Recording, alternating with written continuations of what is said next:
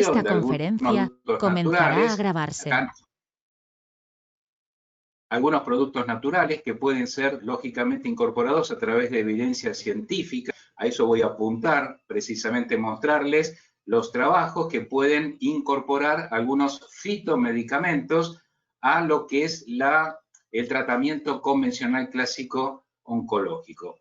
Entonces, le voy a pedir que pasen la primera, así vamos avanzando. Y entonces, siempre es interesante definir las cosas. Cáncer, en realidad la palabra viene del griego carquinos, que significa cangrejo. Y uno dirá, ¿por qué cangrejo relacionado con el cáncer? Por dos motivos. Uno tiene que ver con la disposición de las patitas del cangrejo, ¿no? Si ustedes pueden ver, tiene de alguna manera una distribución que antiguamente se pensaba que podía ser la diseminación de una célula tumoral. Es decir, como una suerte de metástasis serían esas patitas. Otra, una segunda relación también estaría vinculada al movimiento que tiene el cangrejo. Cuando nosotros vamos a atacar un cangrejo, el cangrejo puede irse hacia atrás, hacia el costado, a la derecha, a la izquierda. Vieron que tiene un comportamiento no del todo a veces predecible. Y eso también está incorporado a lo que puede ser el comportamiento de una célula oncológica, ¿no? No tenemos muchas veces la previsión hacia dónde puede ir. Si bien conocemos que hay determinadas metástasis de algunos tumores específicos que sabemos que pueden ir a determinados órganos, a veces nos encontramos con sorpresas de que tenemos metástasis en órganos que no habían sido, por así decirlo, todavía manifestados a través de publicaciones científicas. La siguiente. Uno dirá, ¿el cáncer existió siempre? ¿No es cierto? Bueno, lógicamente, como seres humanos, todos podemos haber padecido cáncer en cualquier momento de nuestra historia. Lógicamente, antes no había tanta evidencia de cáncer porque la expectativa de vida era muy baja. Entonces, había una gran cantidad de población que no podía desarrollar cáncer a partir de que quizás morían a los 40 o a los 45 años, ¿no es cierto? Lógicamente, a medida que vamos avanzando en la edad, las posibilidades de contraer cáncer también van avanzando. Justamente Hipócrates fue quien habló por primera instancia del carquinos, ¿no? De esta suerte de cangrejo. Y él lo atribuía a lo que él veía en las mamas. ¿No? Entonces decía, en las mamas aparecen unas tumoraciones duras de mayor o menor tamaño que no supuran y que se van haciendo cada vez más duras. Después crecen aparte de ellas unos carquinos, es decir, como unos cangrejos, que primero están ocultos, pero luego tienden a desarrollarse, los cuales tienen una boca rabiosa y todo lo comen con rabia. Es decir, hablaba, por ejemplo, de cánceres de mama ulcerados, y él consideraba que como que había algo que estaba devorando eso. Estamos hablando de una época donde no se conocía la microbiología y se pensaba siempre en figuras que pudieran explicar los fenómenos que se estaban viendo. En este caso, como que bueno, que había algo que estaba ahí comiendo una boca rabiosa, que era una manera figurativa de describir el proceso. La siguiente, por favor. Bien, el tema de oncología o la palabra oncología, fíjense que surge un poco más adelante. Celso, que lo ubicamos 25 años antes de Cristo, 50 años después de Cristo, es un poco la época donde él vivió, es posterior a Hipócrates. Él hablaba de la palabra justamente oncos, que significaba una suerte de tumefacción o hinchazón, ¿no? Y logos era el estudio de esas hinchazones y de esas tumoraciones. Él hizo un libro que se conoció justamente como un tratado de medicina, que fue muy famoso, el libro de Celso, y incluyó uno de los 5 signos clásicos de la inflamación como el tema oncológico en sí, como que lo que se veía como tumoraciones duras que podían esparcirse era un proceso inflamatorio. Hacia mediados recién del siglo XIX empieza a surgir la palabra oncología a partir de esta descripción que había hecho Celso. La siguiente. Cuando había una tumoración, por ejemplo, en mama, entonces, ¿qué hacía la gente o qué hacía el médico cuando no había médicos, ¿no? El terapeuta, por así decirlo. Bueno, se colocaban hojas de repollo, era una de las formas justamente de tratar. Y se veía, en muchos casos, que las tumoraciones hacían como una suerte de emplastos de cataplasma sobre la zona tumoral y en algunas ocasiones se veían reducciones. Y esto es interesante, lo de las hojas de repollo, porque vamos a ver más adelante que de las hojas de repollo han surgido precisamente componentes que tienen efecto precisamente antitumoral en cáncer de mama. La siguiente. Cuando la medicina no encontraba muchas veces las vías de cómo solucionar esto, se recurría lógicamente a las plantas, era lo que había, ¿no es cierto? Pero se tardó mucho en comprender el mecanismo por el cual una patología oncológica podía derivar en la muerte del paciente. Entonces, se pensaba que podía existir algo relacionado, y ya entramos un poquito en las teorías del siglo XX, que podía estar relacionado, por ejemplo, con los virus. De hecho, hay algunos virus que siempre se postulan o se candidatean como vinculados a procesos oncológicos. Por ejemplo, el virus incisional respiratorio es uno de ellos, el Epstein-Barr también, que a veces se pide en algunos procesos sospechosos o que tenemos dudas de que puede estar existiendo. Las teorías tóxico-ambientales, lógicamente, tienen una relevancia muy importante porque los humos industriales, la gente que ha trabajado en determinadas zonas contaminadas, han contraído cáncer al respecto. Teorías genéticas siempre van a estar en boga, hay genes que se han vinculado a los procesos oncológicos. Las teorías nutricionales también se han postulado como, por ejemplo, el exceso de consumo de grasas podría estar vinculado a cánceres ginecológicos o cánceres también de tipo urológico en el varón. En cuanto a los tratamientos, y siempre estamos hablando del siglo XX, en cuanto a los tratamientos, la cirugía, la quimioterapia, los rayos, los cuidados paliativos, han constituido la base precisamente del tratamiento del sistema oncológico terapéutico. Ahora bien, lógicamente las cirugías han avanzado, se ha descubierto muchos cánceres in situ o pronto debido precisamente a la patología, que pueden ser las resonancias, los diversas TAC, ¿no es cierto?, que permiten muchas veces focalizar rápidamente un inicio de un proceso y poder actuar a tiempo. En eso entonces la patología sí ayudó muchísimo a detectar tempranamente los procesos. La siguiente. Cuando entramos en el siglo XXI, y estamos recién todavía transitando este siglo, vamos a ver que las teorías han puesto énfasis en algunos aspectos quizás un poquito más específicos respecto al siglo XX.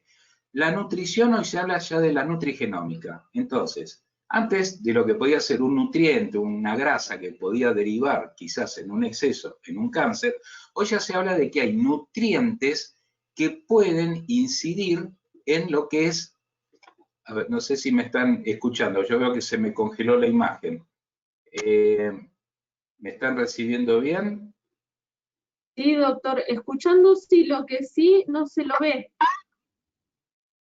Está bien, yo estoy con yo me veo que está como congelada la imagen, yo me veo la imagen, pero bueno, sigo hablando entonces. Entonces, en el replanteo de las teorías en el siglo XXI, cuando se habla de la nutrición y la nutrigenómica, estamos hablando de la posibilidad que tienen nutrientes de modificar los genes de expresión. Tenemos genes que expresan enfermedades. Por ejemplo, genes que expresan de pronto cáncer de útero. Entonces, se ha comprobado que existen nutrientes que pueden interferir con ese mensaje que tiene ese gen y que ese gen finalmente no logre la expresión que pueda derivar en la enfermedad. Entonces, eso se llama hoy nutrigenómica. Tenemos la epigenética, que es lo que está por encima de los genes, que tiene que ver con nuestras costumbres, nuestra cultura social, nuestros hábitos. Está la biología molecular, que tiene mucha implicancia en la farmacología, de cómo ciertas moléculas poder direccionarlas específicamente hacia un foco tumoral. Tenemos las situaciones emocionales, lo que constituye el estrés, ¿no es cierto? Lo que es lo psicoemocional hoy cobra una envergadura muy importante porque las emociones están relacionadas directamente con las defensas. Una baja emoción, como puede ser una depresión producto de la enfermedad, puede derivar en una caída inmunológica y favorecer un proceso tumoral. La inflamación se considera que es un mecanismo que en la medida que el cuerpo esté inflamado, Porque cuando uno habla de inflamación, así en general, inflamación parecería que nos referimos quizás a una rodilla que esté inflamada, a una articulación.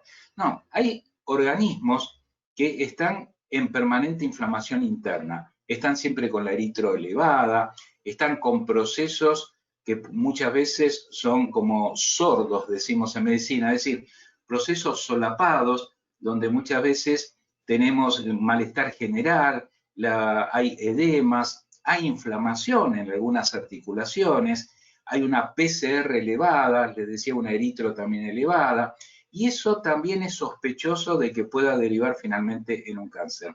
A tal punto esto es tan interesante que muchos antiinflamatorios han demostrado in vitro actividad también antitumoral. Por ejemplo, un viejo antiinflamatorio, la indometacina, que ahora ya no se usa tanto, pero tiene la indometacina muchos trabajos publicados como antitumoral también. Lo que pasa es que es una droga fuerte para el estómago, para las vías digestivas, y por eso no se usa tanto. Bueno, y en lo último empiezan a aparecer las plantas medicinales. Aquello que otrora hablaban los griegos, hablaban justamente de distintas culturas, hoy tiene una implicancia muy marcada en función también de esta posibilidad de incorporar las plantas en forma de fitomedicamentos, plantas estandarizadas con control de principios activos, a los protocolos oncológicos convencionales.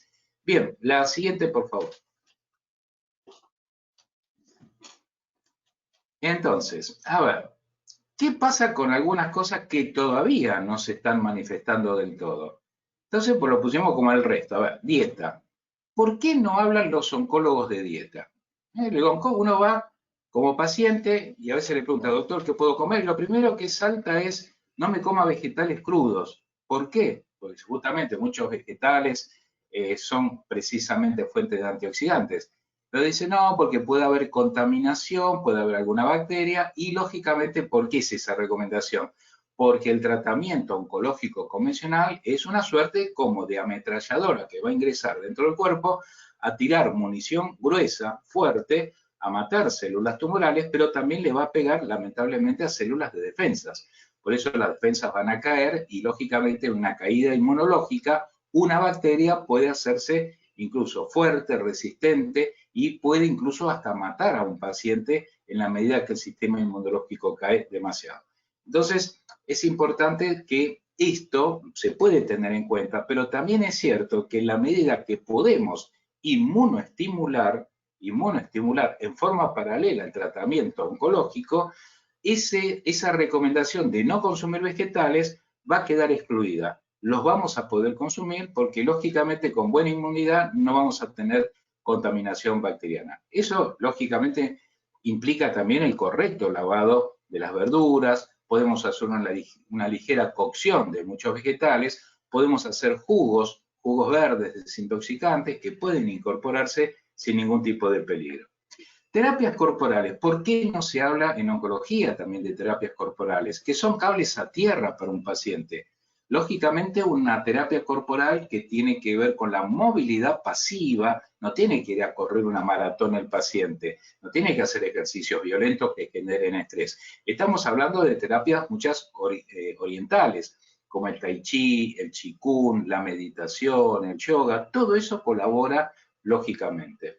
Hay gran cantidad de trabajos, por ejemplo, con meditación y cáncer, donde la gente que medita, que hace terapias corporales, tiene menores posibilidades de tener regresiones tumorales o recidivas tumorales, y muchas veces los tratamientos están funcionando mejor cuando uno va acoplando alguna otra terapia.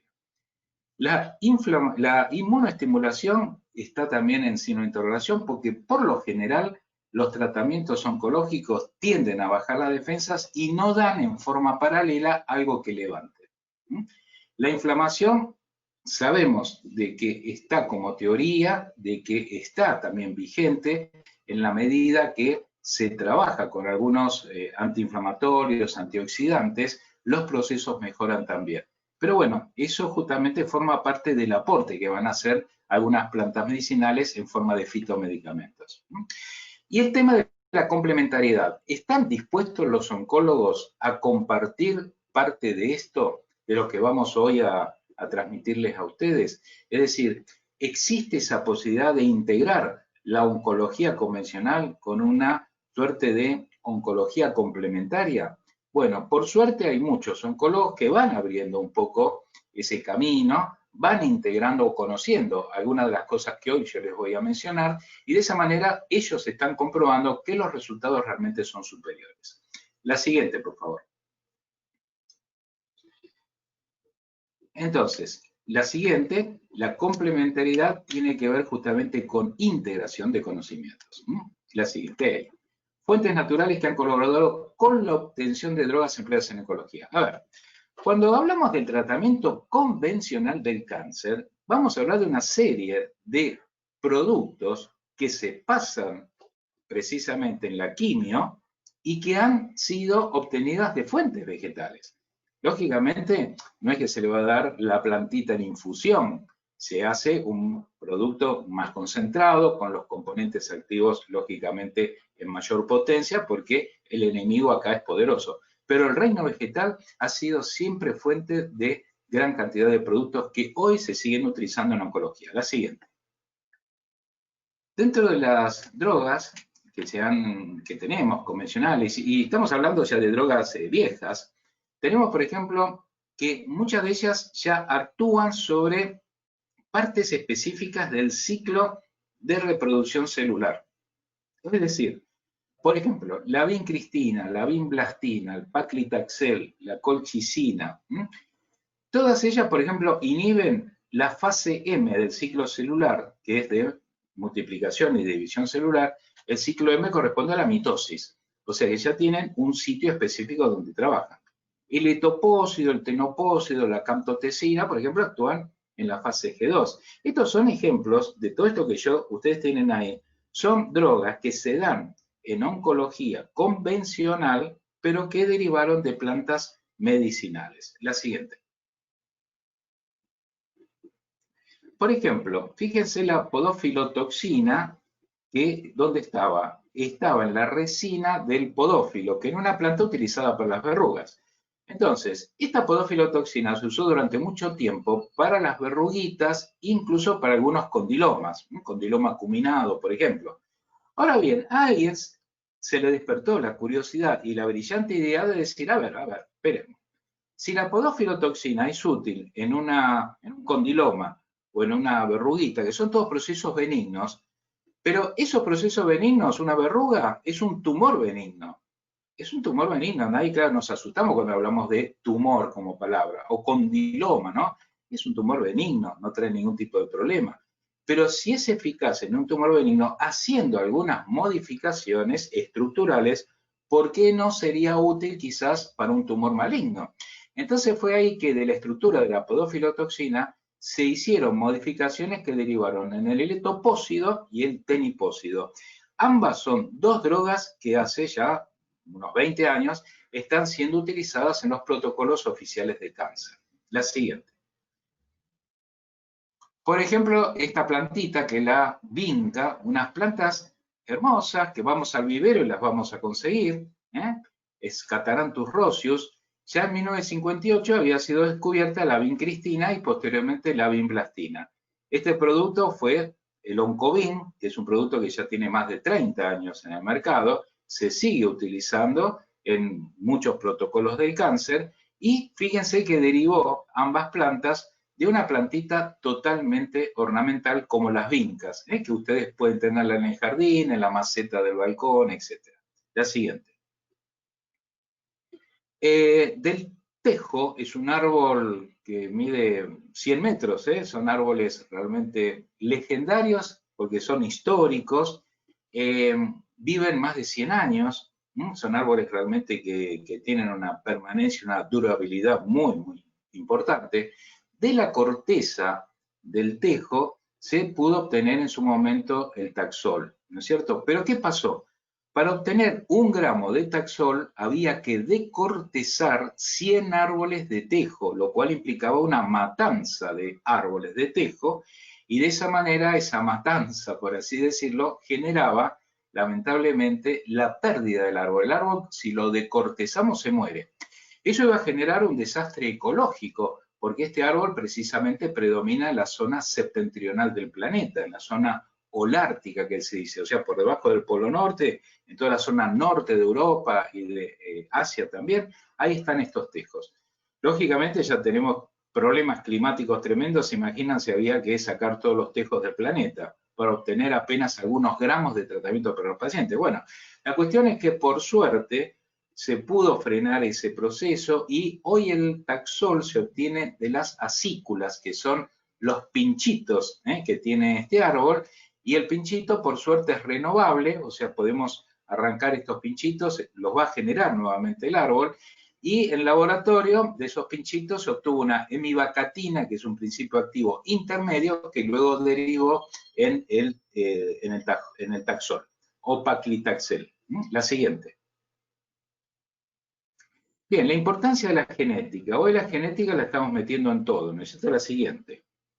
Tenemos, lógicamente, una epigenética que tiene que ver con lo que rodea por fuera nuestro cuerpo, lo que puede influir en nuestro cuerpo y en nuestra genética. Entonces, estamos en contacto siempre con carcinógenos. Por ejemplo, fumamos cigarrillo, humo que puede estar en zonas industriales. La actividad o falta de actividad de gimnasia, ejercicio, puede condicionar. Ojo que el ejercicio es malo tanto en exceso como en falta de ejercicio. El estrés, la dieta, el tabaco, las infecciones, la inflamación, todo eso forma parte de la influencia de la epigenética que puede activar o inactivar genes que van a determinar el fenotipo de la persona. La siguiente.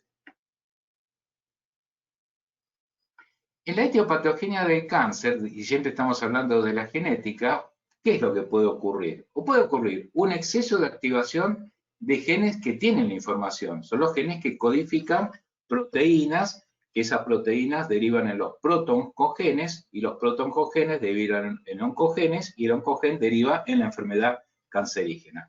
Entonces, hay exceso de activación de lo proto, que es lo previo a la formación del cáncer, ¿no?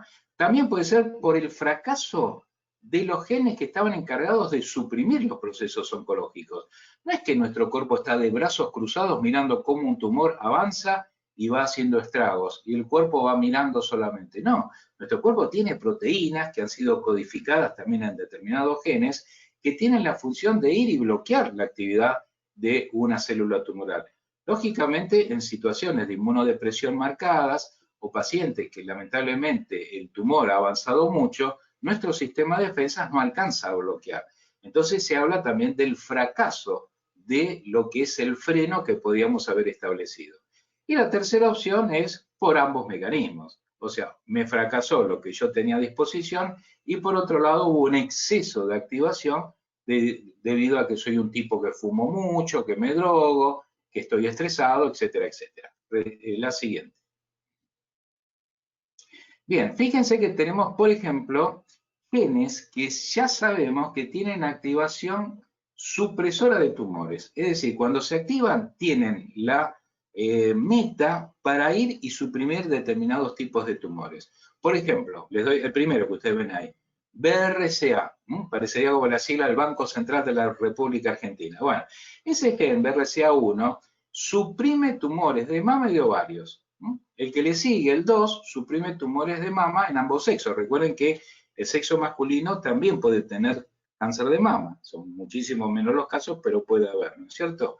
El MSH2, colon, endometrio, otro. Es decir, fíjense que tenemos elementos entonces en nuestro cuerpo que están activos para frenar, suprimir, y muchas veces les puedo asegurar que no nos damos cuenta que todos los días se activan protoncogenes para generar cáncer y son bloqueados exitosamente por todos estos genes que están trabajando para que no nos enteremos de que esté pasando algo malo y que todo esté bajo la normalidad.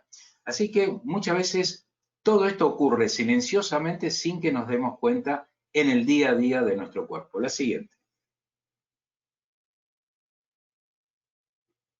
Bien, tenemos en la etiopatogenia, es decir, el mecanismo por el cual se va a generar el cáncer, sabemos que las células tumorales muchas veces no son perfectas, pueden tener fallas cuando se multiplican.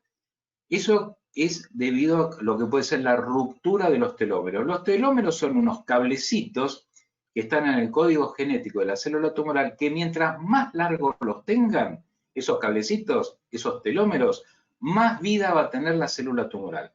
Pero ¿qué pasa? En algún momento el cablecito se le estira mucho y se le rompe.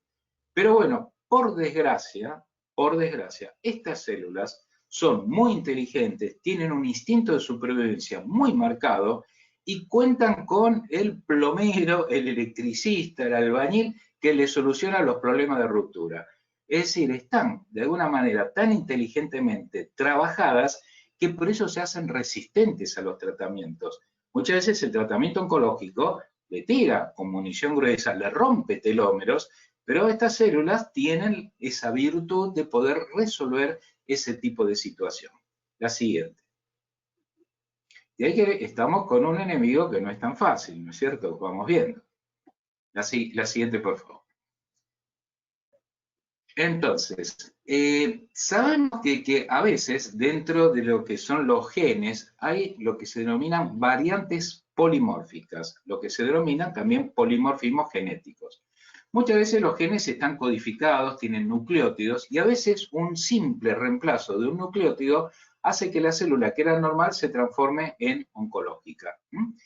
Además, por otra parte, y volvemos a los oncogenes, que son los genes que ya tienen codificación para generar cáncer, tienen a su vez herramientas que le permiten ingresar en la célula, vehiculizarse, robar material genético, prácticamente bloquear la generación de energía en el cuerpo, y de esa manera entonces esas vías de señalización son como una suerte de semáforos que le van indicando a la célula por dónde ir, por dónde transitar.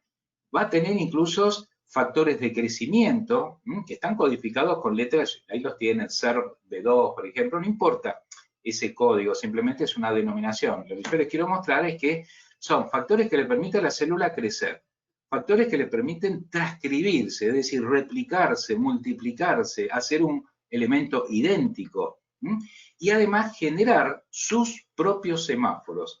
O sea, no solamente ven los semáforos porque le dicen por dónde tienen que ir, sino que además construyen los semáforos que son las vías de señalización. La siguiente. Fíjense acá tenemos un polimorfismo, ¿no es cierto? Por ejemplo, si ustedes ven ahí el polimorfismo que tiene el individuo, el celeste es el normal, celeste es el normal. El rosa ya tiene una alteración en lo que es la guanina, que es un nucleótido, respecto al individuo azul, que era el normal, que era adenina. Y el individuo C, que está en naranja, tiene timina en vez de adenina o en vez de guanina. Esos son polimorfismos. No todos los polimorfismos dan cáncer. De pronto un polimorfismo puede generar psoriasis, en otro puede generar asma. Es decir, esos polimorfismos, bueno, en muchos casos están también relacionados con la posibilidad de generar cáncer. La siguiente. Bien, ahí tienen ustedes la célula tumoral. La tienen en amarillo y tiene que ingresar, lógicamente, a la célula normal, a invadirla. ¿Cómo lo hace? Va a ingresar y tiene que atravesar la membrana, ¿no es cierto? En esa membrana va a tener puentes de unión, es decir, eslabones que le van a permitir saltar y meterse en nuestra casa. Ahí tenemos, ellas tienen una suerte de lamininas, fibronectinas, integrinas, que son proteínas que le facilitan el ingreso y el atravesamiento de la membrana de la célula normal. Una vez que ingresan ahí, van a generar enzimas proteolíticas que lo que buscan es romper, destruir proteínas a través de metaloproteinasas. Las MMP son las metilproteinasas, que son moléculas que van a destruir precisamente proteínas en nuestra célula, ¿no es cierto? La siguiente. Bien, y acá tienen un poquito esto que les dije de vías de señalización. Se los pongo un poco de una manera fácil de entender, porque estas vías de señalización son así. Le voy a decir, dobla a la derecha, gira a la izquierda, ahí hay un semáforo, frena, anda despacio, es decir, curva ascendente. Tienen todo eso a disposición. Por eso son exitosas, porque a la medida que el tráfico y las vías y los semáforos funcionen, logran el cometido. Por eso es importante, cuando entendamos cómo tenemos que combatir esto, por ejemplo, destruirle vías de señalización. Estas vías de señalización van a depender de una central eléctrica que se va a llamar AKT. La central es como un jefe de operación, un jefe de tránsito, la central de tránsito, como escuchamos a veces en la radio, que le va a decir cómo es el estado del tránsito, por ejemplo, en la capital, ¿no es cierto? O en La Plata. Bien, entonces, ¿qué tenemos que hacer? Destruir la central de tránsito. Tenemos que atacar AKT. La siguiente. Entonces, la activación justamente de AKT va a generar una serie de secuencias que induce a la aparición de cáncer. Quiere decir que AKT, que es la central de tránsito, en la medida que está activa, va dando órdenes para todo, para no solamente ingresar a una célula, también robar azúcar, que va a tener que ver con la síntesis de glucógeno, va a trabajar también y regular la parte cardiovascular, es decir, se mete en todo, se va a meter en cuánto tiempo tienen que vivir cada una de nuestras células, lo que se denomina apoptosis o muerte celular, interviene en el ciclo celular, es decir, interviene y todo, y por eso entonces en la facilitación de toda esta vía de señalización, la célula tumoral logra el éxito. La siguiente. Entonces, cuando hablamos de un abordaje, el oncólogo no nos habla de alimentación, básicamente. La alimentación, la siguiente, tiene que ver muchas veces con preceptos que están, nos fuimos, ahí, nos vamos a preceptos históricos. Fíjense Hipócrates que decía, que tu medicina sea tu alimento y el alimento tu medicina. Es decir, ya partíamos que la alimentación era básica para no enfermarnos. Ahora bien, tenemos alimentación que puede prevenir enfermedades y tenemos alimentación que puede actuar cuando la enfermedad ya está producida, como es en el caso del cáncer. La siguiente. Por ejemplo, en oncología, si ustedes ven acá que tenemos un montón de libros que dicen nutrición en oncología, entonces uno dirá, ¿pero qué dice, doctor? Usted habla que nadie habla de nutrición en oncología, mire todos los libros que hay. ¿Qué pasa cuando abrimos estos libros? ¿Saben de qué hablan? De la nutrición parenteral del paciente que está internado. Es decir, vamos a pasarle el suerito con la cantidad de proteínas, es decir, es una nutrición de sustento, de homeostasis, no es una nutrición para atacar células tumorales. Entonces, por eso les pongo esto, para que no confundan que lo que ustedes ven como oncología nutricional tiene que ver con el paciente internado. La siguiente. Y además, por otro lado, nos comentan esto. Bueno, mire, como usted va a adelgazar, seguramente, o ya tiene un cáncer de páncreas y es como que no va a comer mucho, entonces le vamos a dar esto, ¿no? El Ensure, el Fortisib, o sea, todos productos que son mezclas de justamente proteínas, minerales, como para que el paciente engorde un poco, ¿no es cierto? O no me adelgace. Y no me hablan de los vegetales, no, va de retro, no me coma ningún vegetal. ¿Por qué? Por lo que les dije al inicio, su sistema inmunológico, cualquier bacteria puede ser peligrosa. La siguiente. Entonces, fíjense, por ejemplo, acá tenemos un estudio que es viejo, pero viene a colación porque tiene 76.000 pacientes observados en 10 años, donde se habla que una dieta, por ejemplo, de tipo vegetariana, mejora la expectativa de vida, reduce la mortalidad. La siguiente. Acá tenemos más, justamente incluso con pacientes oncológicos, donde la mortandad se reduce cuando se hace una dieta realmente de tipo vegetariana. Vamos a tener una charla otro día que vamos a hablarles un poquito de la dieta alcalina, que muchas veces se preconiza, que la dieta alcalina en realidad va a tener un poco que ver con las dietas vegetarianas, que son ya de por sí alcalinas, y vamos a hacerle mención también a algún otro tipo de dieta que por ahí se menciona muchas veces, como la dieta cetogénica, que puede tener también implicancia favorable en los procesos oncológicos. La siguiente. Fíjese, por ejemplo, Szent Györgyi, que fue un húngaro, fue premio Nobel de Medicina en 1937 por el descubrimiento de la vitamina C. Él la descubre en las cayenas, en los ajíes picantes, que le cocinaba precisamente su mujer, ¿no? Y siempre le llamó la atención el efecto que producían lo que en Hungría se conoce como páprica, ¿no? O paprika. Bueno, gracias a su mujer, por así decirlo, que siempre le cocinaban paprika, se interesó tanto y descubrió ahí la vitamina C. Pero fíjense que decía además, el cuerpo es alcalino por diseño, pero sus funciones son acidificantes. Quiere decir que cuando una célula genera ATP, genera energía, genera un humo como la chimenea de una fábrica que está trabajando, pero ese humo es contaminante. Entonces, mientras la célula trabaja, va generando residuos ácidos. Y esos residuos ácidos, en la medida que no los eliminamos, son la base de muchas enfermedades. Por eso decía que la célula, en la medida que trabaja y tiene un medio que la rodea sin humo, o sea, un medio alcalino, va a vivir mucho más tiempo. Por otro lado, Pischinger, él hablaba de lo que es justamente la fase intersticial, es decir, ¿qué es lo que separa célula con célula? El intersticio. Y él hablaba que el intersticio tiene que estar limpio, porque si nosotros tenemos la casa limpia, abro la puerta, salgo a la vereda, a la calle y todo está sucio, en algún momento la suciedad me va a penetrar, me va a corroer las paredes y se me van a penetrar en mi casa. Entonces, el medio extracelular también tenía que estar limpio. Estas eran las bases celulares que ya se postulaban desde hace muchos años. Esto lo vamos a ver entonces, no voy a entrar en esto, porque lo vamos a ver más precisamente cuando hablemos de dietas en cáncer en otra charla. Hoy vamos a hablar de plantas específicamente. La siguiente. Vean la relación de nutrientes y cáncer. Por ejemplo, si falta ácido fólico, puede haber rotura de cromosomas y eso condicionar cáncer de colon y de leucemia. Déficit de vitamina B12, el defecto va a generar roturas cromosómicas, también cáncer de mama y pulmón. Es decir, la falta de algunos nutrientes se ha visto que altera estructuras del ADN de los cromosomas y puede derivar en determinados tipos de tumores.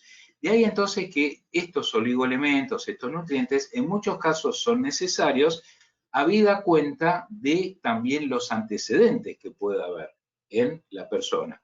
Vamos a suponer colon, ¿no es cierto?, que es un cáncer muy frecuente. Hoy, lamentablemente, con esta pandemia se está hablando que va a haber mucha incidencia de cáncer de colon porque la gente no está haciendo los controles, ¿no es cierto? Entonces, si yo en mi familia tuve antecedentes, todos o la mayoría, con cáncer de colon, me voy a fijar entonces en el ácido fólico. Ustedes vean la quinta columna, la que dice cáncer, y vean dónde aparece colon. Entonces, ya tiene el primer cuadradito donde dice colon en leucemia, bueno, es por déficit de ácido fólico. O sea, voy a tratar de que mi alimentación tenga ácido fólico. Fíjense en la vitamina E, si tengo déficit de E, también puedo tener cáncer de colon. El hierro en exceso, no por déficit, en exceso me puede generar cáncer de colon también. Así que tengo una orientación en muchos casos con algunos micronutrientes o vitaminas o oligoelementos que en la medida que los incorporo a la dieta puedo reducir incidencia tumoral. La siguiente. El selenio se ha descubierto que tiene cantidad de funciones. Fíjense, interviene en la síntesis de proteína, suprime tumores, participa en la transducción de señales, es decir, la transducción que eran las vías de señalización que tenía la célula tumoral. El selenio puede alterar esos semáforos, puede incluso alterar la invasión de la célula, que la célula tumoral, recuerdan cuando invadía la célula normal, lo hacía a través de integrinas, fibronectinas. Entonces el selenio puede destruirle esos puentes también de unión. El selenio repara el ADN cuando está roto, porque un ADN roto se puede transformar en célula tumoral. Interviene también en los procesos. Selenio es muy útil en cáncer de próstata, precisamente porque esto que le está mostrando este simple cuadrito se vio muy bien que participa el selenio en ese tipo de cáncer. La siguiente. Y esto del selenio, que le mostré recién, prácticamente no lo toman en cuenta los oncólogos. No le va a decir a un paciente de cáncer de próstata, bueno, tome selenio, o consuma suplemento de selenio. No, van precisamente un poco directamente a la quimio, van a trabajar sobre el tema de los andrógenos, a suprimir, a hacer del paciente un eunuco prácticamente, ¿no? Realmente le quitan toda posibilidad desde el punto de vista de la testosterona y no habla de aquellas otras cosas que pueden ser útiles. Bueno, ahí en esta plaquita ustedes tienen los indoles de las crucíferas. Recuerdan que hablábamos que en la antigua Roma, cuando descubrían un cáncer de mama, ponían hojas de repollo. Bueno, y aquí tiene que ver que las crucíferas, sobre todo, tienen un tipo de componente que son los indoles. El indol 3-carbinol, conocido como I3C, tiene una intensa actividad, sobre todo los receptores estrogénicos, bloqueándolos. También puede bloquear lo que es un poco la derivación o el metabolismo de los estrógenos hacia derivados estrogénicos más fuertes que también pueden tener que ver con el cáncer. Por lo tanto, si vamos al caso, los indoles actúan como una suerte de tamoxifeno, que es esa droga que le dan a la mujer que ha tenido cáncer de mama, que le va a servir para tapar, bloquear los receptores estrogénicos, sobre todo los alfa, que pueden alimentar una célula tumoral. Entonces, los indoles hacen esa función. No solamente en mama, sino lo hacen también en colon, en próstata, cuello de útero, y más allá de eso son grandes antioxidantes. La idea del consumo de indoles se basa básicamente en consumir de indol 3-carbinol 200 a 800 miligramos por día. Ahora bien, uno dirá, ¿y cuánto tengo que consumir de repollo, de coliflor, de repollito de Bruselas para lograr eso? Bueno, son un montón de platos. Ya de por sí, un plato de coliflor, de repollo, ya nos cae medio pesadito a veces, que genera gases. Imaginan que yo les tengo que decir, ¿saben? 200 miligramos de indol 3-carbinol equivalen a 6 platos de repollo. Y no, doctor, deme la capsulita. Lógicamente va a ser mucho más práctica. Por eso, en estos casos, lo que se resuelve para integrar en el tratamiento son cápsulas que tienen precisamente esa concentración activa que nos permite trabajar perfectamente. Esto no está contraindicado en el tratamiento oncológico convencional. Va a colaborar, por ejemplo, en un cáncer de mama, a seguir bloqueando receptores estrogénicos. La siguiente. Bueno, acá tienen, por ejemplo, en cáncer de colon, que el indol 3-carbinol puede mezclarse o puede sinergizarse con la genisteína que está en la soja, y eso hace una sinergia positiva que logra la apoptosis en cáncer de colon. Por ejemplo, ¿qué era la apoptosis? Es la muerte celular programada de la célula tumoral. La célula tumoral, ya dijimos que tiene instintos de supervivencia recontramarcados. Ella quiere ser eterna. Pero cuando incorporamos este tipo de productos, ingresa al cuerpo, se encuentra con la célula tumoral y lo que le hace es una alteración del código genético. Le cambia el chip de la supervivencia y le indica, vos que querías vivir ahora in eternum, ahora ya no vivís in eternum, tenés 24 horas de vida. Entonces, esos son los mecanismos por los cuales muchas de estas moléculas trabajan inhibiendo, o por así decirlo, mejor dicho, bloqueando el instinto de supervivencia y lo hacen a través de apoptosis celular. Eso se hace a través de activación de caspasas, que son enzimas que activan la muerte celular. Y de paso, el indol 3-carbinol va a actuar sobre el ciclo celular de la célula tumoral en la fase G1, que es una fase como de crecimiento que se prepara para luego la multiplicación. La siguiente. El indol 3-carbinol en el cuerpo se transforma en diindolmetano. Les digo esto porque la activación gástrica de estos repollos, el repollo me trae el indol 3-carbinol, pero una vez que me comí eso, en mi estómago se transforma en diindolmetano. El diindolmetano es entonces el metabolito final del indol 3-carbinol que va a cumplir las funciones. Por eso ustedes pueden conseguir las dos formas, o cápsulas que tienen indol 3-carbinol, que me la trago y se transforma en DIM, o si no, cápsulas de DIM directamente que ingresan, no se transforman, ya llegan al intestino como DIM y ahí empiezan a funcionar. La siguiente. Entonces, el DIM también tiene sus trabajos científicos, como pueden ver. ¿Qué hace el DIM? Fíjense, inactiva el ERK, que es justamente un regulador que va a colaborar con la central de tránsito. Recuerden que la central de tránsito era la AKT. Entonces, acá logramos que el DIM logre bloquear, inactivar un gran colaborador de la central de tránsito y de esa manera quitamos vías de señalización. Quitamos entonces doble a la derecha, quitamos semáforos y vamos haciendo que la célula tumoral vaya perdiendo rumbo. Entonces, lo que antes decía, pero acá tenía que estar el semáforo doble a la derecha, ya no lo encuentra. Entonces empieza el desconcierto, que eso es muy interesante, es algo de lo cual yo lo estoy graficando de esta manera, pero está publicado como ustedes pueden ver, ¿cierto? La siguiente. Bueno, acá tienen el DIM con genisteína, por ejemplo, en cáncer de próstata. La siguiente, ven cómo se pueden sinergizar estos compuestos. El DIM inhibe la proliferación de cáncer de colon al bloquear justamente en fase G1 y también en fase G2. Todo publicado, ¿no? La siguiente. Esto siempre por eso les digo la evidencia, ¿no? De las publicaciones. Y esto es muy interesante, porque el DIM incrementa la quimiosensibilidad de drogas que van a trabajar en cáncer, por ejemplo, en cáncer de páncreas. Si el paciente tiene cáncer de páncreas, ¿qué le van a dar? Gencitabina, cisplatino, oxaliplatino. Esto hace 10 años que se está dando, más, 12 años que se está dando el mismo esquema en cáncer de páncreas prácticamente. Bueno, si damos DIM, la célula tumoral de cáncer de páncreas se hace menos resistente al tratamiento oncológico, queda más sensible para que el cisplatino o la gencitabina la destruyan. La siguiente. Acá tenemos el DIM, cómo reduce los procesos inflamatorios. Recuerden que la inflamación estaba directamente relacionada con los procesos tumorales también. Así que el efecto antiinflamatorio del DIM también colabora en la cuestión antitumoral. La siguiente.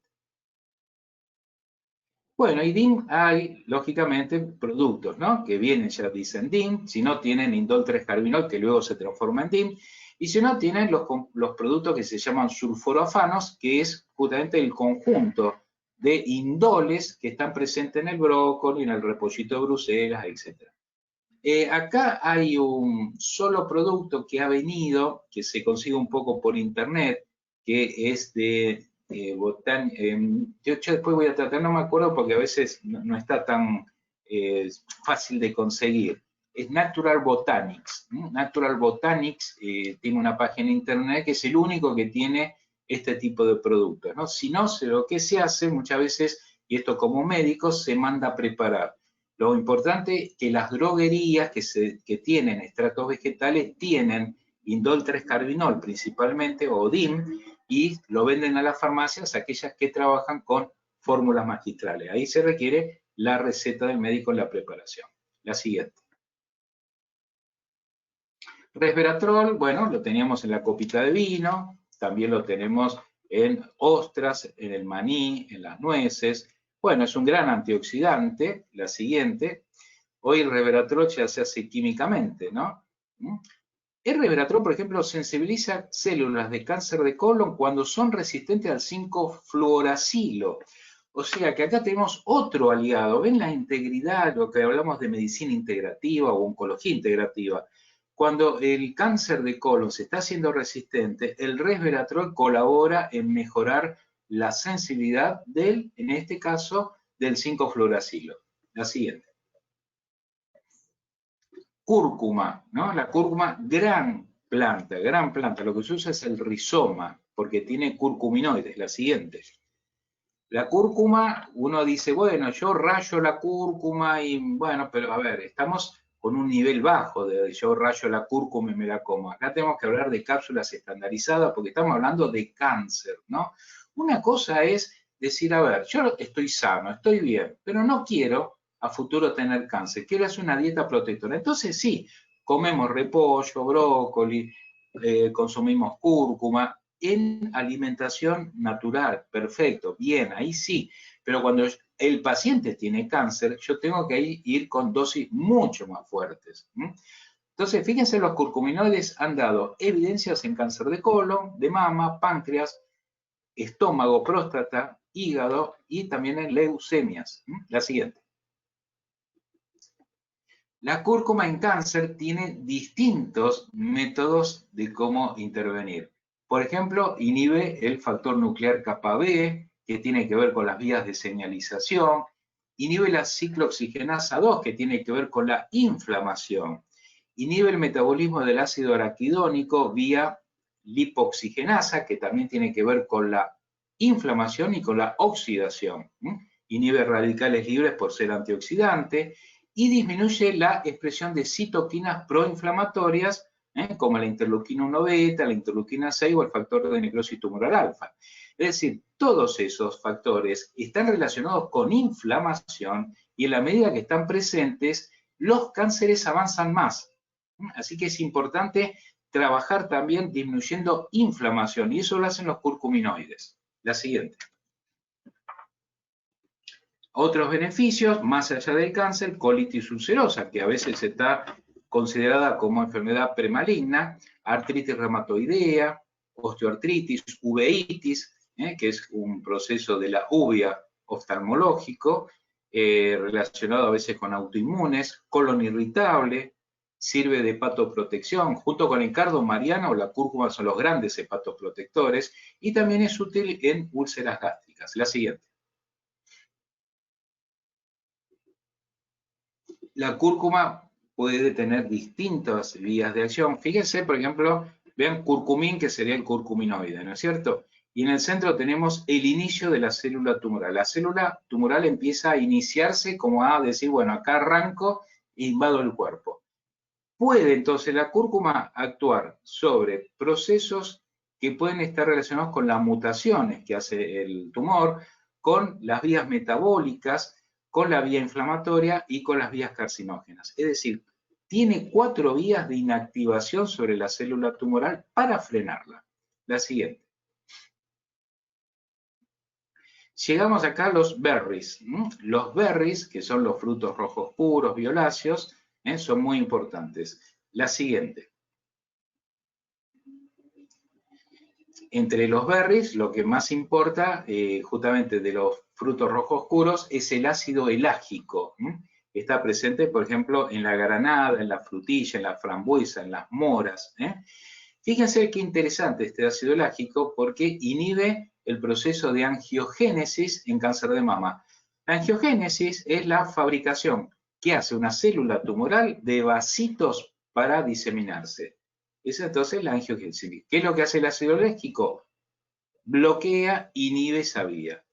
Además, restaura células que no tienen el gen P53, que es el, por así decirlo, el gendarme, el policía que anda recorriendo toda la zona para atacar una célula tumoral. Cuando a veces el organismo está muy debilitado, el individuo carece del gen P53.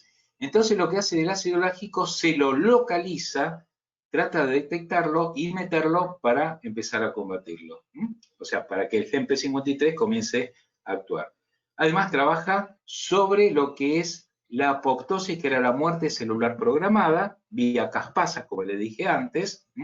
Interfiere la expresión de algunas citoquinas, de la ciclina D1, metaloproteasas, que todas tienen que ver con los procesos de oncogénesis. Así que cumple una función muy importante el ácido láctico en esta situación. La siguiente. Entonces, antes de entrar en esta, ¿cómo le voy a prohibir a un paciente que no coma moras, que no coma frutillas, que no coma, porque estamos dando elementos para combatir? Si yo lo estoy inmunoestimulando, voy a proveerle elementos que van a colaborar con el proceso del protocolo oncológico. Pectina modificada, ¿qué es esto? Bueno, la cáscara de los cítricos, por ejemplo la naranja, la parte blanca de la cáscara se llama pectina. En realidad es una suerte de hidrato de carbono que en laboratorio se modificó y generó lo que se conoce como pectina modificada, que se hace en forma de cápsulas y ha sido útil, por ejemplo, en cáncer de próstata y en cáncer de mama. La siguiente. Mangostán, este es un fruto exótico, la Garcinia mangostana, la siguiente. El mangostán se emplea la alfa-mangostina que está en la cáscara del fruto y que ha demostrado, fíjense, gran antioxidante, varios trabajos en cáncer de mama, de colon, de próstata, es protector gástrico, por eso ya empiezan a aparecer productos en forma de cápsulas en base a alfa-mangostina. Siguiente. El noni, del noni que seguramente habrán sentido hablar, se ve en jugos, a veces en forma de venta directa, lo venden, ¿no es cierto? Esos sistemas piramidales. La siguiente, la morinda citrifolia. Bueno, justamente el jugo de noni ha demostrado que genera un incremento en la sobrevida, esto en animales, pero no deja de ser sustancioso para probarlo en humanos. En animales que tienen cánceres, cuando se les da adriamicina, cisplatina, 5-fluoracina o vincristina, bueno, viven más tiempo si le agregamos noni. También resultó útil como inhibidor de la expresión HIF-1-alfa, que es el factor de transcripción de angiogénesis tumoral en cáncer de pulmón. La siguiente. Hay más trabajos con el noni, acá en cáncer de mama, el HER2, que es un tipo muy agresivo, en este caso una dosis de hasta 3 onzas diarias, unos 85 mililitros, o sea, no estamos hablando de mucho, ¿eh? En ese caso ha resultado útil dando mayor sobrevida también. El ácido asperulosídico que tiene ese jugo in vitro ha demostrado inhibir promotores tumorales, lo cual significa que a veces, ojo, que en este día a día, donde todos los días los oncogenes quieren generar cáncer y nuestro sistema de bloqueo siempre está trabajando, el hecho de agregar noni colabora en esa batalla frenadora. Es justamente para inhibir promotores tumorales. Y además tiene un efecto antiangiogénico, antiaromatasa, que tiene que ver, por ejemplo, en cáncer de colon, con la posibilidad de expansión y de metástasis. La siguiente. Fíjese que eso ya generó patentes farmacéuticas, ¿no? La granada, este frutito, la granada, la siguiente, tiene ácido láctico. Por eso lo recomendamos mucho. En el caso de la granada, podemos utilizar el jugo de granadas, que tiene trabajos muy interesantes en cáncer de próstata. Fíjense, por ejemplo, que se ha dado en pacientes que tenían incrementos muy altos del PSA, que es el antígeno, ha demostrado bajar precisamente ese antígeno, por lo menos reducirlo, en función de tomar todos los días unos 80 mililitros diarios del jugo. La siguiente.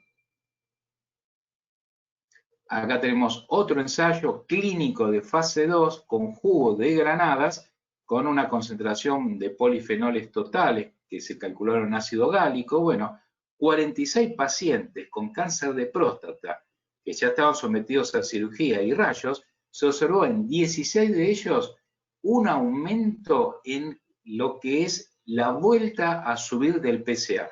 El PSA, como le dije, es un antígeno que se va siguiendo en los pacientes con cáncer de próstata con el tiempo. Si empieza a aumentar un paciente que ya tuvo cáncer, lo tratamos, se le dio rayos, se le dio quimio, y con el tiempo empieza vuelta a aumentar ese PSA, implica que el tumor está volviendo. Entonces, cuando se da jugo de granadas, el aumento eventual que pueda existir más adelante tarda más tiempo, si es que tiene que volver el cáncer, ¿no es cierto? Bueno, se ve que se prolonga más en el tiempo cuando damos el jugo. La siguiente.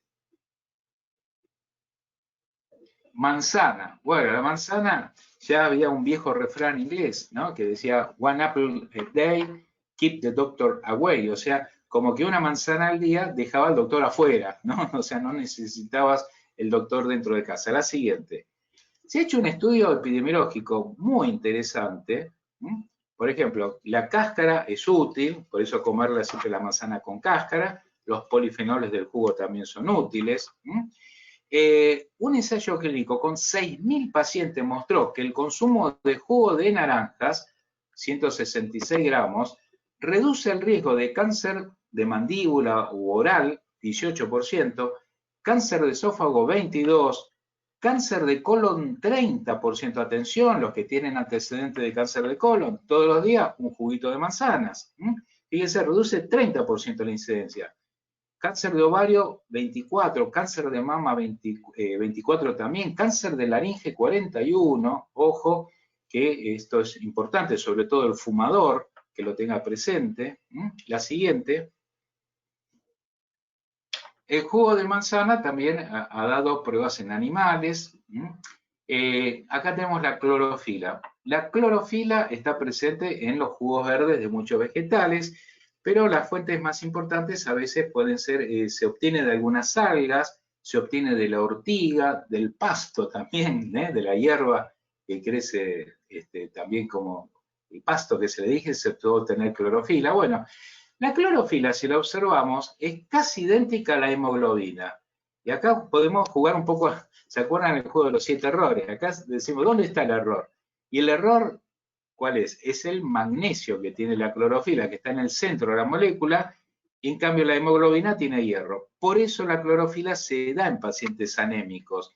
Justamente se da también por la posibilidad de colaborar con la posibilidad de que el glóbulo rojo la lleve, la transporte y sirva también de elemento sustentorio. La siguiente. Bueno, lo que sí, la clorofila la podemos dar en cáncer de colon porque tiene efecto antimutagénico, eso es muy interesante. En cáncer de mama también, porque inhibe benzopirenos que pueden generar que una célula normal se transforme en cáncer. Y además protege de los efectos tóxicos de la doxorubicina, que es una droga que se da en cáncer en el protocolo oficial, y justamente como genera muchos efectos adversos, podemos dar clorofila para atenuar, atemperar los efectos adversos. La siguiente. Tomate. La siguiente. El tomate tiene licopeno, y el licopeno se ha visto muy útil en cáncer de próstata. Cuando más licopeno podemos incorporar, el tejido prostático lo toma y puede inhibirse el crecimiento justamente anómalo. Ahora bien, como fuente de licopeno, como el tomate, me lo como así. Miren, la forma mejor es cuando entra a jugar un poco las grasas. O sea, uno dice, la grasa metida acá va a mejorar. Fíjense, es más útil un tomate frito porque justamente lo vamos a incorporar con aceite vegetal. Ahí entonces todo tipo de aceite grasoso activa el licopeno. Por ejemplo, podemos utilizar licopeno bueno en el ketchup. El ketchup se fabrica lógicamente con tomate y el ketchup, como tiene aceites vegetales en su producción, disponibiliza mucho mejor el licopeno que en un jugo de tomate. Una cucharada de ketchup es superior en licopeno a un vasito de jugo de tomate. La siguiente. Bueno, el licopeno, gran antioxidante, preventivo en cáncer de próstata. Incluso, fíjense, hay 2 trabajos publicados. 2 cucharadas de salsa de tomate, o sea, puede ser el ketchup o la salsa de tomate, porque la salsa la hacemos también con aceites vegetales, ¿no es cierto? Bueno, 2 cucharadas de salsa a la semana reduce 33% la incidencia de cáncer de próstata. Así que esto es simplemente a ponerlo a prueba. Publicado 2 trabajos al respecto. Es más, se sinergiza si damos vitamina D3, que ahora está tan de moda la vitamina D3, bueno, podemos también trabajar junto con el licopeno. La siguiente. El muérdago es una planta parásita. El muérdago había sido aprobado en el 2013 por ANMAT para el tratamiento de cáncer. El producto se llamaba Abnova Viscum, pero no está más, se aprobó y desapareció. ¿Por qué? Porque los oncólogos no lo tomaron en cuenta y siguieron con sus protocolos. Fíjense que el muérdago tiene gran cantidad de trabajos publicados de hace, fíjense, de los años 90, ¿no? Cáncer de ovario, cáncer de cuello de útero, de estómago, colon, bronquios y hasta metástasis hepáticas. El problema es que ¿por qué no lo adoptaron el Viscum? Por una razón, porque los oncólogos no entienden el proceso por el cual actúa. Se da en forma subcutánea. El muérdago se da en inyecciones subcutáneas, en la periferia del tumor. Se hacen buboncitos sobre la piel de manera subcutánea en la periferia del tumor. Por ejemplo, mama. Entonces, se trabaja en la zona que está en la zona prácticamente pectoral, básicamente con 6 buboncitos rodeando la mama que está enferma. Y de esa manera el producto va penetrando y va trabajando. Claro, no entendían cómo es la farmacocinética, la farmacodinamia de una cosa que se da subcutánea, pero cuando le agregaban radioisótopos al Viscum, se veía que después, cuando hacían una mamografía, se veía que el Viscum con el radioisótopo estaba trabajando en el centro del tumor. Entonces, esto que no lo entendieron los oncólogos, no lo adoptaron y únicamente lo trabajan, esto sí, lo trabajan oncólogos de medicina antroposófica, que es una escuela justamente que fue la originaria del descubrimiento del muérdago, ¿no? Rudolf Steiner fue un médico antroposófico de inicios del siglo que descubrió precisamente el muérdago en cáncer. La siguiente. Bueno, de una planta sudamericana, la Camptotheca cuminata, se obtuvo camptotecina e irinotecan, que son dos drogas que se dan en cáncer desde hace casi 30 años. La siguiente. Y estos eran descubrimientos indígenas, porque los indígenas lo usaban en el Amazonas para el cáncer, ¿no? La celidonia es una planta que se usa en las verruguitas, como el podófilo. ¿Se acuerdan que hablé del podófilo y la resina para verrugas? Bueno, la celidonia tiene una resina que tiene chilidonina.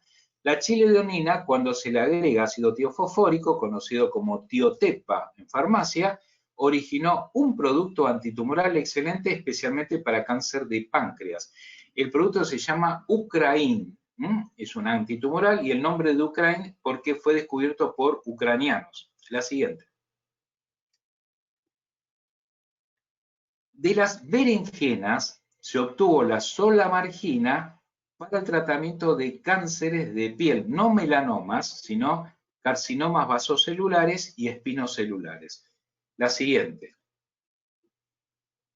El producto se llama Curaderm, está hecho en base a berenjenas y se aplica directamente en forma de crema sobre esos tumores.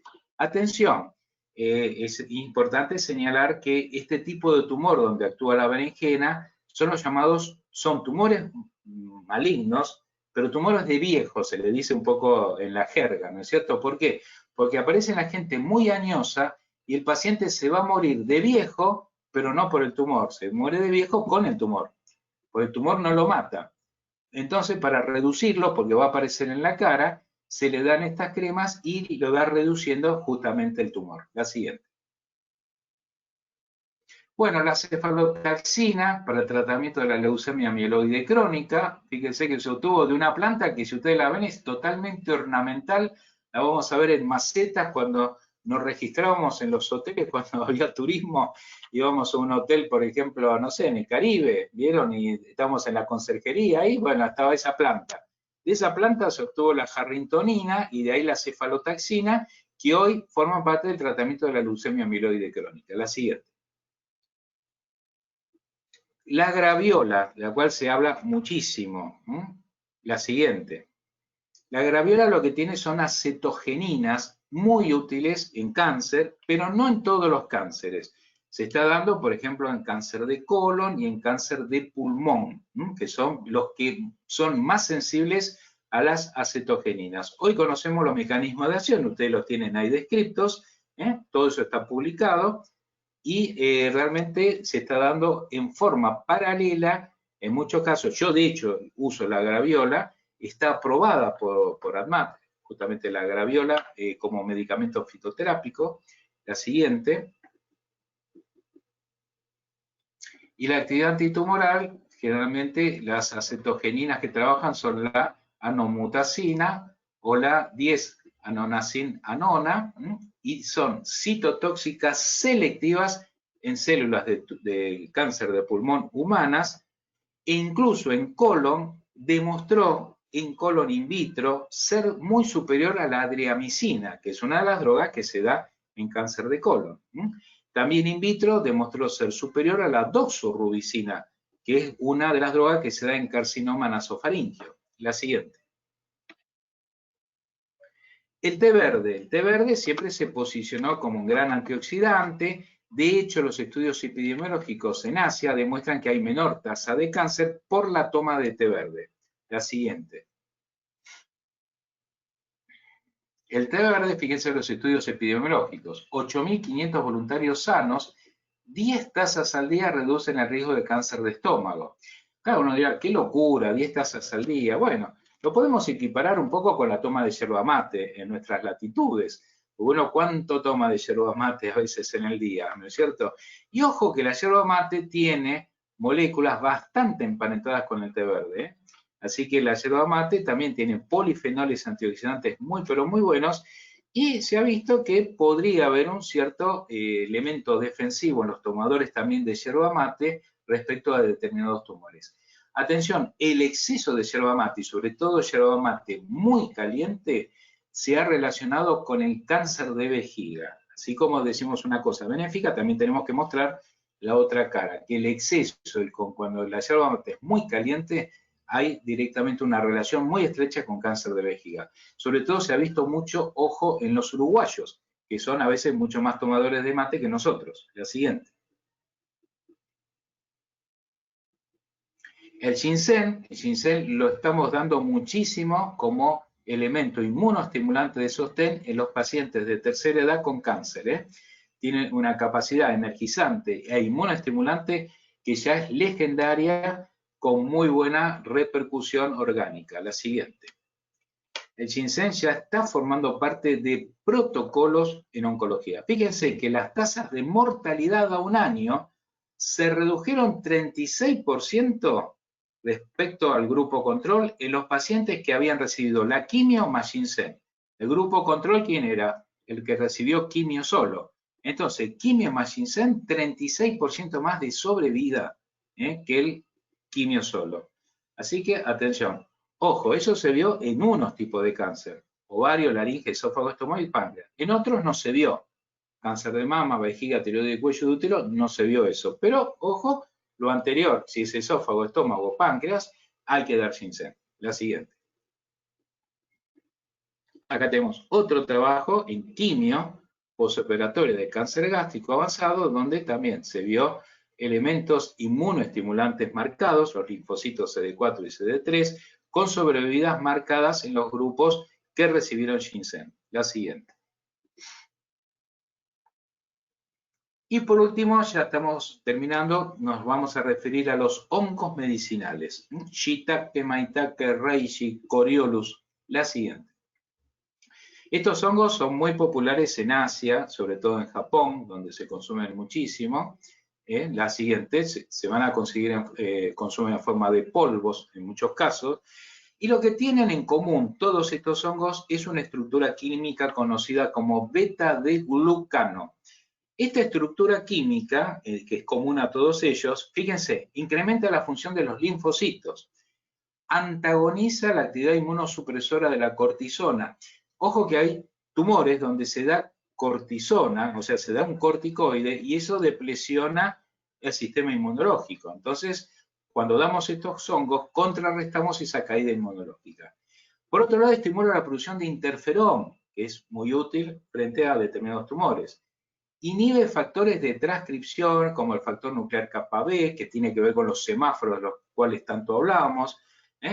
Así que es una actividad bastante completa. Y les tiro un datito, por ahí alguno me lo va a preguntar. ¿Y los champiñones? Los champiñones tienen beta-D-glucano también, así que no están estudiados demasiado los champiñones. Sí, estos hongos, Shiitake, maitake, reishi, coriolus.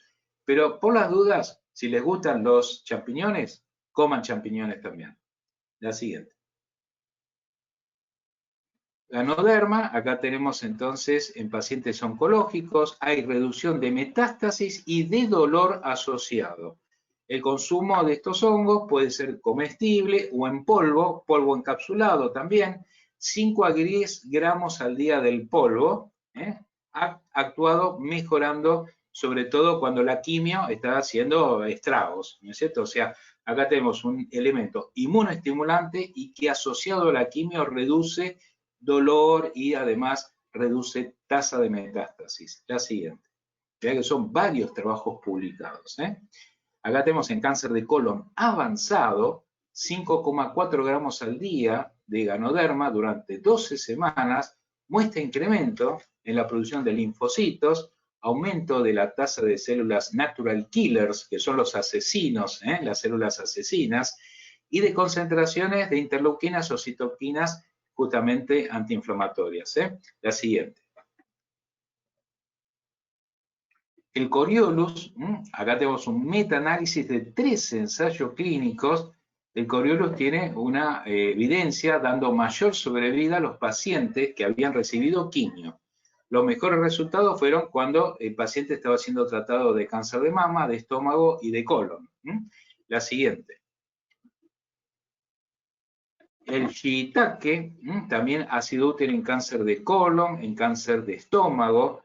Luego de 4 años de seguimiento hay mayor sobrevida, sobre todo cuando el paciente, por ejemplo, en estos casos habían recibido Tegaful, que es el 5-fluoracilo, y cuando le daban 5-fluoracilo más lentinano, que está en el shiitake, las sobrevidas eran mayores que el paciente que había recibido únicamente el 5-fluoracilo. Acá también tenemos más abajo en cáncer de páncreas, la asociación de la quimio con el lentinano también ha demostrado mejores sobrevidas. La siguiente. Acá tenemos más trabajo con el shiitake, más sobrevida cuando, en este caso son cánceres de estómago, cuando se combina la quimio-inmunoterapia más el lentinano que está presente en estos casos. La siguiente. Y bueno, por último, podrá existir dentro de poco, como ya tenemos descifrado el genoma humano, nos quedan algunas pequeñas cosas, que en una gotita de sangre, cuando una criatura nazca, podamos tener entonces una suerte de mapa genómico con la identificación de los genes que predisponen a cáncer. Entonces, si el bebé nació y me dio, por así decirlo, que hay una predisposición de pronto a cáncer de mama, entonces ya voy a tener desde la niñez una dieta orientada a generar nutrientes que eviten que el gen se exprese. Esa es la validez de la nutrigenómica hoy. Por eso vuelvo a insistir, la nutrición del siglo XXI no tiene que estar orientada a quitarme los vegetales de encima porque el paciente se me va a contaminar eventualmente con una bacteria.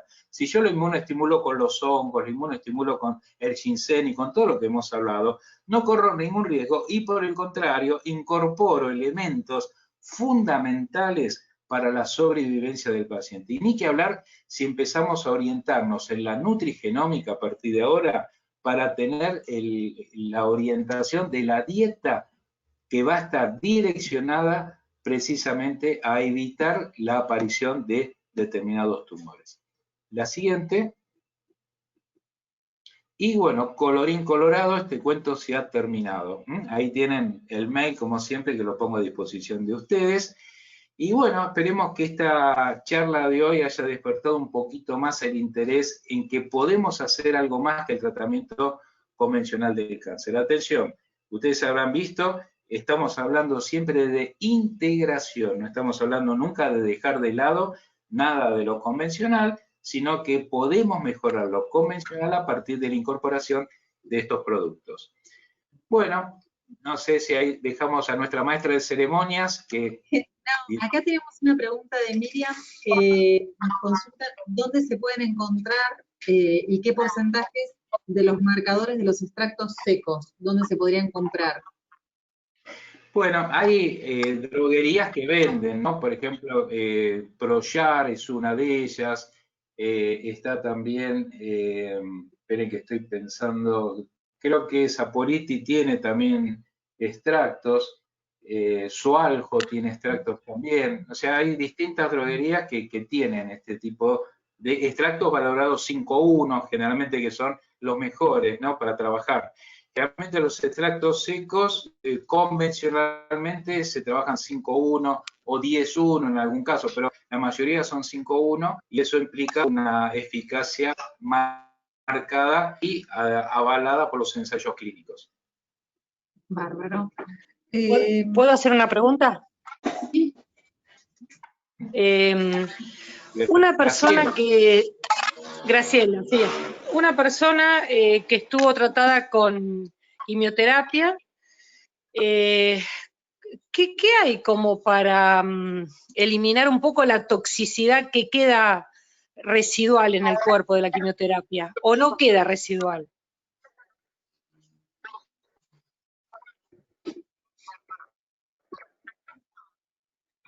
Generalmente de las cosas que hemos mencionado, hemos visto que muchas veces reducimos la toxicidad de algunas quimios, ¿no? ¿Se acuerdan de la diramicina, el 5-fluoracilo?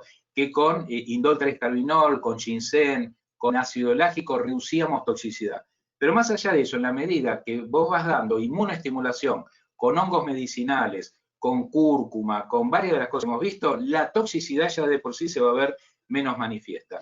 Y si el paciente, vamos a suponer, bueno, no recibió nada de esto, hizo el tratamiento convencional puro, sin nada de lo que hemos hablado hoy, bueno, y vos querés reducir la toxicidad, empezar a dar una dieta quizás más alcalina, una dieta vegetariana, que es la que va a depurar el organismo, le va a empezar a eliminar más rápidamente las toxinas. Bueno, gracias. De nada. Doctor, otra pregunta, dice, en el caso de la cúrcuma, sabiendo que tiene biodisponibilidad baja, ¿es cierto que la pimienta aumenta su biodisponibilidad? ¿Está bien estudiado? Sí, exacto. Y pido disculpas porque a lo mejor omití decirlo. La cúrcuma o los curcuminoides se biodisponibilizan mucho más con la pimienta negra. Por ejemplo, las cápsulas que vienen de cúrcuma suelen ser de 500 miligramos. Ahora bien, ha aparecido alguna cúrcuma en el mercado farmacéutico, pero que no está acompañado del pimiento negro. Entonces, sí, el pimiento negro tiene que ir unos 20 miligramos como para que se active. Entonces, la fórmula sería cúrcuma 500, pimiento negro 20 miligramos, siempre hablando. Eso es la misma cápsula, no necesitamos 500 miligramos de pimiento negro, ¿no? Si con 20 ya permitimos mayor biodisponibilidad de los curcuminoides. Si no, la otra se hace a través de cúrcuma liposomada. Eso significa que hay liposomas que ya trasladan los curcuminoides y los depositan en el lugar adecuado. Así que esas son un poco las formas que hoy se trabajan para mejorar el perfil de acción de la cúrcuma. Otra dice, la ortiga, ¿cómo se tomaría? ¿En tintura para ingerir clorofila puede ser? Sí, la ortiga es una de las fuentes de clorofila, pero lo que hay que hacer son los jugos. El jugo de clorofila, que se hace con una procesadora, ahí aporta precisamente clorofila. Si no, lo más práctico, se venden las botellitas de clorofila. Hay una clorofila que es importada, ahora, bueno, no sé si se conseguirá fácil con todos estos cambios últimos económicos, pero si no hay una empresa nacional que hace una clorofila que se vende en las dietéticas y en algunas farmacias y en forma de cucharadas o vasitos chiquitos. No hace falta tomarse 1 litro de clorofila diario, ¿no? Es un vasito chiquito, con eso ya es suficiente. Y acá hay una más, a ver cómo dice, acerca del calanchoe atigrado, ¿puede ser? No sé si hay alguna otra pregunta. Sí, ¿se sabe si tiene actividad en cáncer de piel?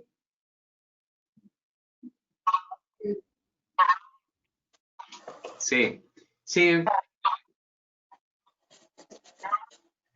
Bueno, yo les di en esta charla un panorama de lo que más se usa, pero hay lógicamente unas 20 plantas más que se usan en cáncer, ¿no? Por ejemplo, la pacho, la Petiveria aliacea, la uña de gato, hay más. El calanchó es otra de las que estoy usando. El calanchó por ahora tiene evidencia in vitro nomás, no tenemos mucha evidencia clínica. Así que simplemente lo podemos mencionar como un acompañante.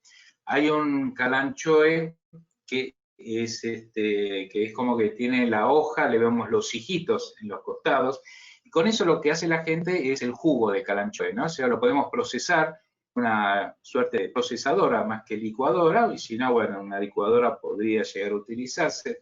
Se corta, se coloca aguas, se pone en procesamiento y luego el líquido obtenido se cuela y se toma. Esa es una forma. A veces hay tintura también de calanchoe que se puede hacer. Pero bueno, se está haciendo bastante empírico. No hay tanta todavía evidencia clínica con el calanchoe. Yo he publicado con una doctora de nuestra asociación una monografía sobre el calanchoe en la revista Bifase, que es del colegio que se distribuye en provincia de Buenos Aires, ¿no? Sobre calanchoe. Pero las evidencias que hay por ahora son preclínicas. Y el jengibre, que está tan de auge ahora.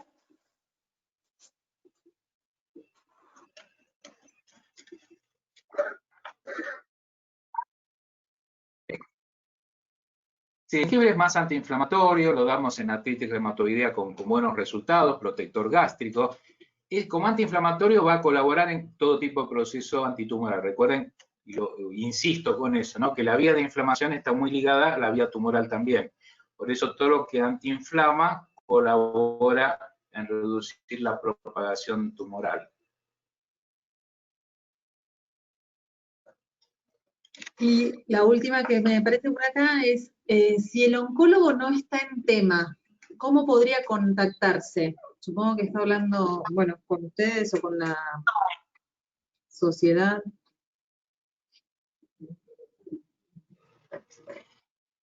Es decir, a ver, acá empiezan a jugar a veces este hecho de que el que está manejando el tema soy yo, va a decir el oncólogo, y como que a veces no admite intromisiones de gente que no sea de su equipo, porque él puede decir, no, la dieta, tenemos una nutricionista para eso. Y la dieta de la nutricionista seguramente le va a contar las calorías, le va a calcular cuántas proteínas, o sea, no están a veces en este tipo de nutrición que nosotros queremos, ¿no es cierto? Ahora, si la persona es más abierta, por ejemplo, bueno, entonces siempre estamos a disposición como para colaborar. Pero más que nada, suministrando la información. Nadie le va a decir, doctor, mire, usted tiene que hacer esto o esto otro. No, no, mire, doctor, mire, nosotros tenemos información que, por ejemplo, si este cáncer que usted me comenta estar siendo resistente, el cáncer de páncreas le está haciendo resistencia a la gencitabina suya, mire, tenemos la evidencia de que este fitoterápico en trabajos publicados y le mando el trabajo para que lo evalúe y lo considere. Si él lo considera, me vuelve a contactar y digo, mire, use esta dosis para lograr desbloquear la situación y mejorar la calidad de vida del paciente. Trabajamos un poco así. Por suerte tengo oncólogos convencionales que son amigos y ya el ida y vuelta es muy marcado, ¿no es cierto? Tenemos mucha gente haciendo nuestros cursos y son oncólogos y están aprendiendo todo esto. Por suerte ya salimos de esa suerte de casa de brujas y hay una integración mucho mayor.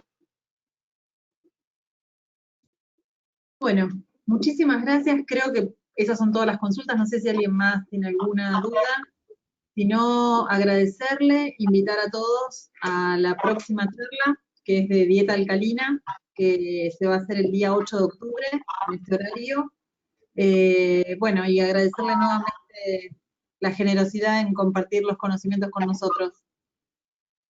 Bueno, muchas gracias y bueno, quedo siempre entonces a disposición por cualquier pregunta que pueda venir a futuro también, ¿eh? Un cariño grande para todos los televidentes, como se decía. No nos vimos mucho, pero bueno, por lo menos estamos presentes. Bueno, muchísimas gracias. Muchas gracias. Hasta luego, doctor. Gracias a todos. Hasta luego. Chao, gracias. Hermoso.